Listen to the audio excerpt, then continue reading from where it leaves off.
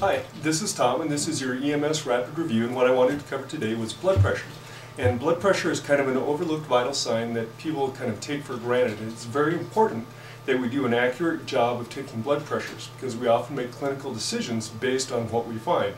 We'll do things like particular positioning, fluid boluses. We may or may not give nitro based on it, and there are a lot of other pharmacological interventions that are based on blood pressure. So I wanted to talk a little bit about accuracy and how we do in taking blood pressure.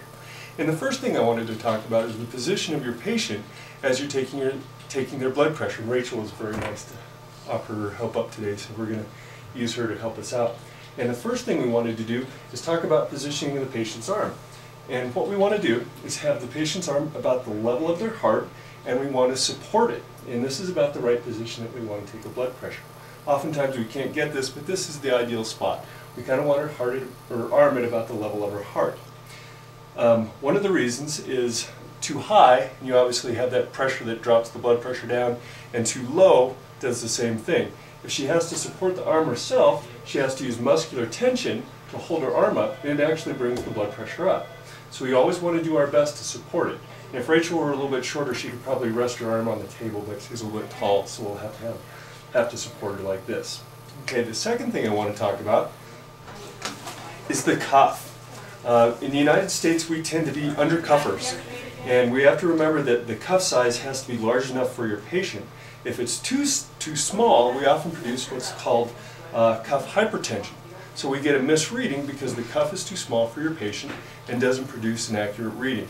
So we want to make sure that it's appropriately sized. We want to make sure that we're off our elbow by a couple inches just so we have clearance to be able to take our reading. The third component that I want to talk about as far as equipment goes is the stethoscope. You're more likely to get an accurate reading using the diaphragm side of your stethoscope as opposed to the bell side. So always try and use the diaphragm side when you're taking a blood pressure. Okay, so let's set up here. The first thing I want to do is put the cuff on and tell Rachel I'm going to take your blood pressure. Okay. So I'm going to put the cuff around her arm. Tuck it in so I can see the gauge. And what I'd like to do first is I'll probably put the stethoscope in my ears. I'm going to find her pulse. She has a nice strong radial pulse.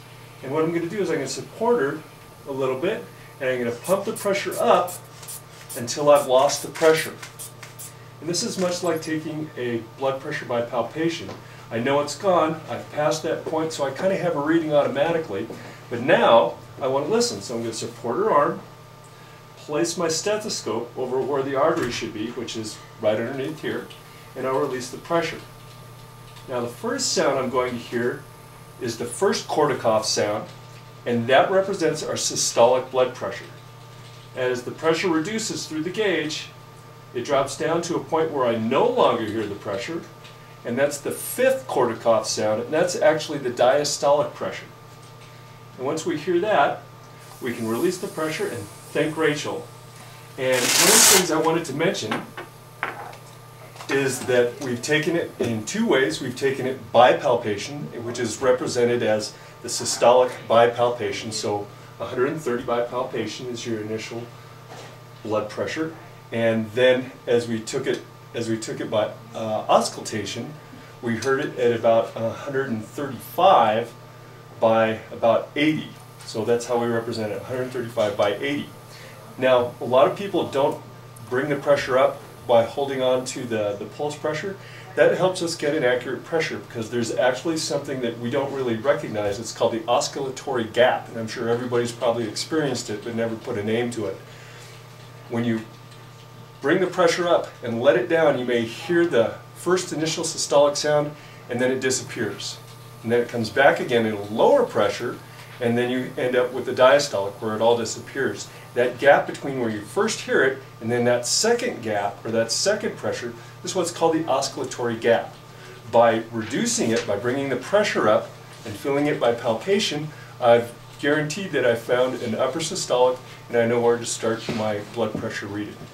So, I hope this has been helpful, and I hope your blood pressures are accurate. I'd like to thank Rachel for helping us today, silent partner. And thanks very much for coming. Bye-bye.